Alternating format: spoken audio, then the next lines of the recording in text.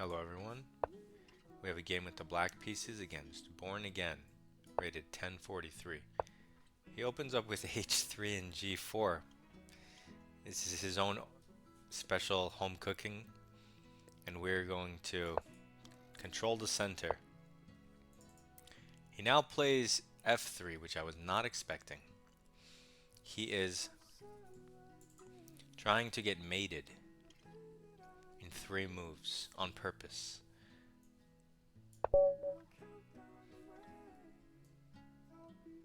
Can't make this stuff up, guys.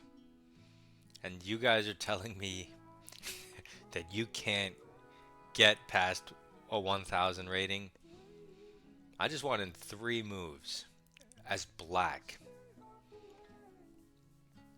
And I'd like to point your attention to the center, which happens to be completely irrelevant. The only thing that's relevant is the fact that he weakened the diagonal to his king in the worst possible way. So that was absurd. New opponent.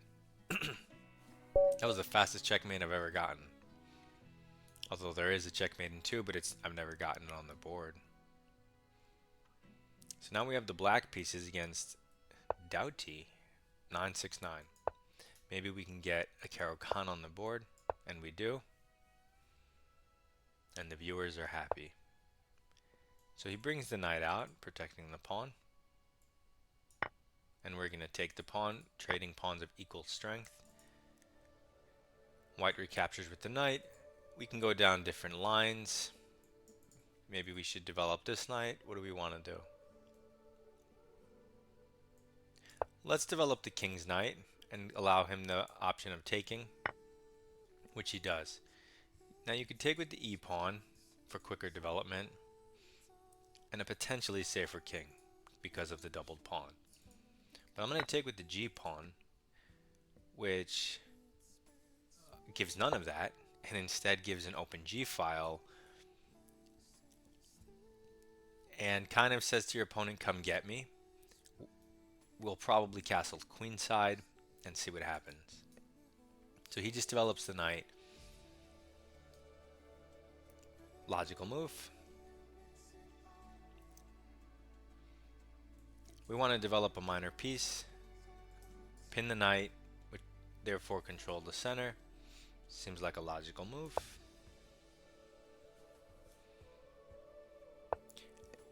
Okay, so he attacks our bishop. Interesting.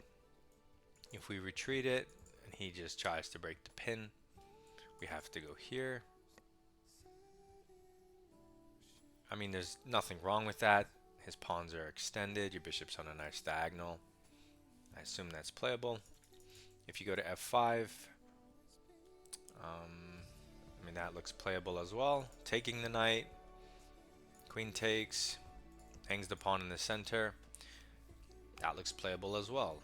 Let's go for takes the knight. Because if he doesn't want to lose a pawn, he has to do this. So this looks like concrete gains. His is not the same as mine because he doesn't have a pawn on e2, solidifying his structure. So mine's a lot stronger.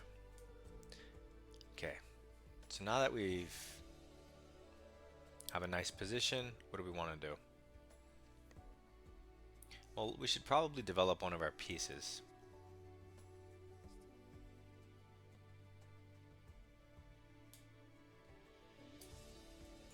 There's also potential for e5 in a position like this, hitting the center.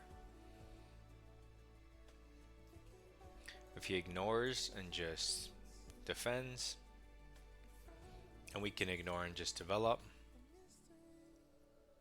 Looks quite nice as well. e6 is a move, nice solid move. Knight d7 is a move. I'm going to opt for e5. Blow open the center and see what happens. Okay, so he takes. So in this line we have to take his queen. So he loses castling rights. Then we can undouble our pawns. And now material's even. But we can castle along with the check. It's not much, but it's something.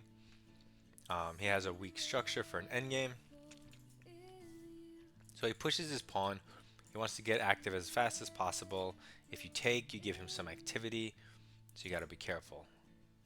I say we just develop our knight, get a new piece in the game, long castle, stare at the king, and try to outplay him from that position. Okay, so he plays a3 to defend the pawn, but this takes time, and we're happy to see him take time, because we want to use that time to get active fast. So we bring our rook in the game down the central file, staring at his king. We now have impossible moves are possible, like knight c5, which you otherwise couldn't make. Not that it's good, but you have to look for these things. He develops a bishop with a threat,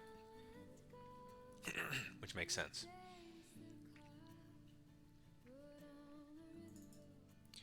The downside is he didn't address the discovery. So we could go knight b6, check. If he doesn't want to lose the bishop, he has to retreat, removing the threat. So I like removing the threat idea. So let's do it.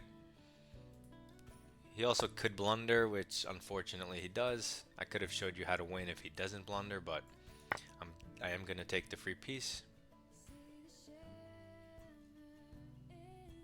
And hopefully even before this you preferred black's position, right? With the long castle, the nice rook, the undoubled pawns. So he develops a piece with a threat, like I tell you guys to do. So we can lift it to maybe a light square, since he has a dark square bishop. So we'll just put it here. It's not vulnerable because no pawns can hit it, so it's a fine square.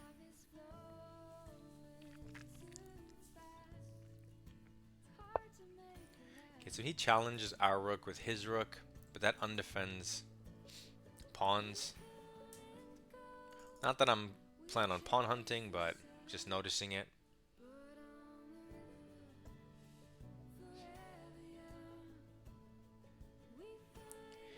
Our rook is kind of stuck in the corner. I feel like we might as well get it out with tempo on the bishop. There are a lot of improving moves we want to make. I feel like this was one of them. King up at some point might be one of them. But now he moves his bishop. This doesn't really threaten anything. It's just trying to, I guess, clamp down on our position. However, we can now improve our rook, give it even more breathing room for free by hitting the bishop.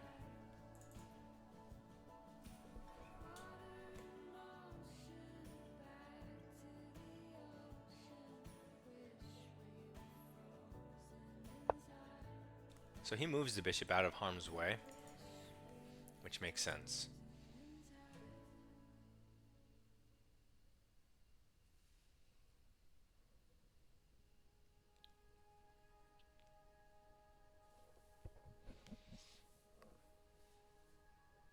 I mean, we have improving moves with our king, developing moves with our bishop, which looks quite good, doubling moves with our rook, a5 undermining moves. So there's lots of weird moves in the position.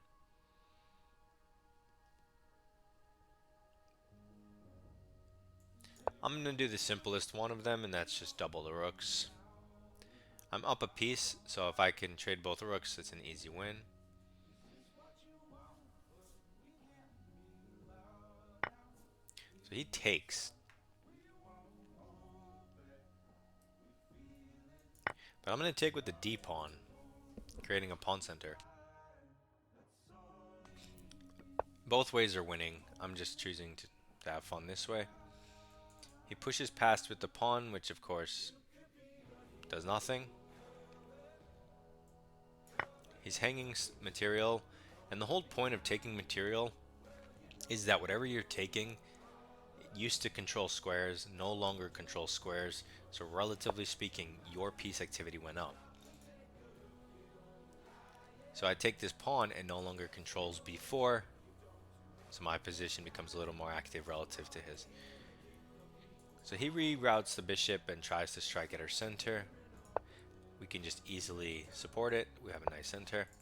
He tries to undermine it further, but we could just push past He pushes past with an attack on the rook.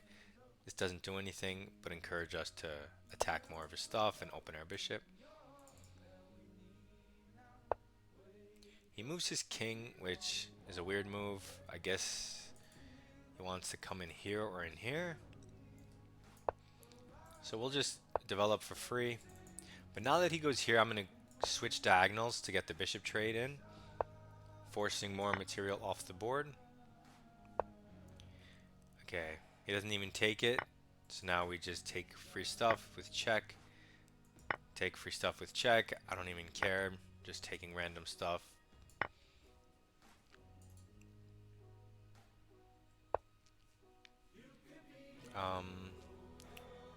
You could do whatever.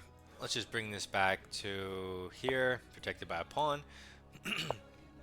He attacks the knight. Let's just move it, put the rook here, and then get a queen or something. I don't know. We're up 8 points of material. This guy threw, but won't resign.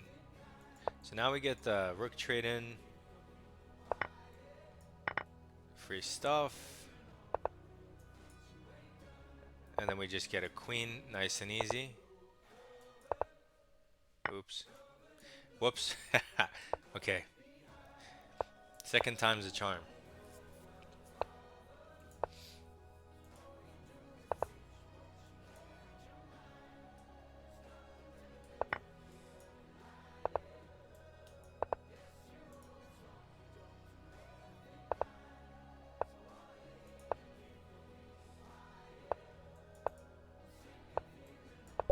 My king and bishop create a impenetrable barrier, so he was restricted to the last rank. So let's take a look at the game. We get a caro-kann on the board, nice. At the 1000 rating range, we're starting to get the openings we're looking for the speed run. And we go into the Bronstein-Larsen variation. It's considered slightly more dubious, by grandmasters, but it's very playable because you're not a grandmaster, so don't worry about it. So anyway, this just supports the center while giving you an open g-file to potentially attack a castled king. It's just a sharper, more interesting game. But yeah, it should be noted that top grandmasters and the engine, they give an advantage to white here, but who cares?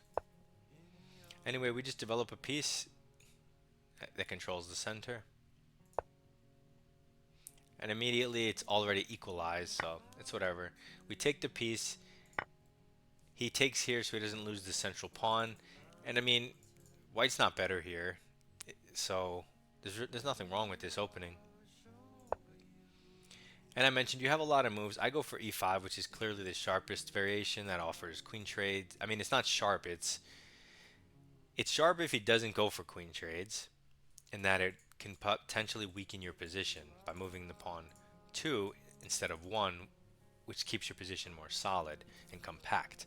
But it's not sharp in the sense that once you trade queens, it's not sharp.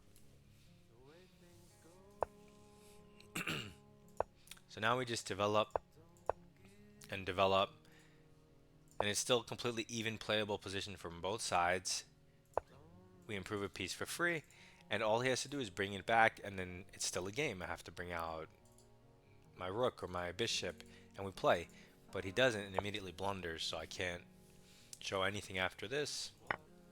We just take the piece, and then we just make improving moves for free. Trade stuff. Free stuff. Protect pawn. Push past. I mean, force move. This is all very obvious. Develop for free. We're just getting the trade in because we know the game's over. Take free stuff, free stuff, free stuff, and then do what you want, right? So overall, no big deal. Give this variation a try. You might lose a bunch of games at first until you kind of get the hang of where everything goes, or see me play a bunch of them, but I would give it a try. A lot of opponents also don't expect it, so they're not sure what to do against it, another advantage. Good luck in your games, and I'll see you in the next one.